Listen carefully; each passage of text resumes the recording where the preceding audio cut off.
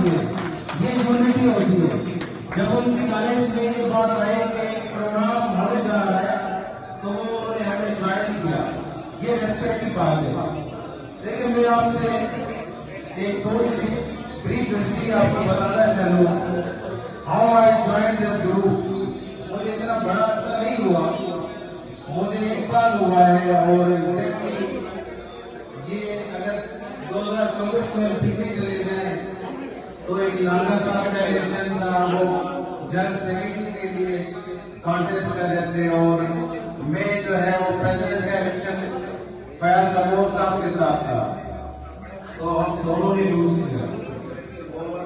Loose करने की जो वजूहत थी वो हमारे जो दोस्त थे उनका एक बड़ा किरदार था, जिन्होंने हमें रिसीव किया, जिन्होंने हमसे वादे किए और जिसकी वजह से जो है एक बड़े अच्छे कैंडिडेट मोहम्मद अरशद नागा साहब लूज कर गए, फयाज अहमद समोर साहब लूज कर गए।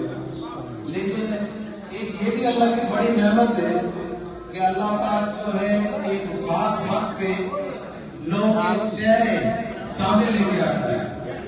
अगर हमारे साथ सालों साल लोग रहते हैं, हमें पता ही नहीं होता कि ये हमारे साथ सच्चे हैं, हमारे साथ जो है हमारे साथ चल सकते हैं, या वो दोस्त वो सिर्फ अपने लिए सोचते हैं। हमने इनसे, मैं जो ये ग्रुप ज्वाइन किया, मैं अपनी पर्सनल एक आपसे बात शेयर करना चाहूँगा।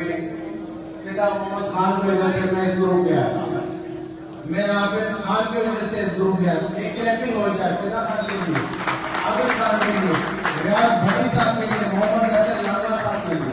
उसकी वजह ये थी कि इन दोस्तों ने ये तो अज्यूम कर लिया कि ये इलेक्शन हम जो है वो लूज करने जा रहे हैं। इनको कुछ दोस्त थे वो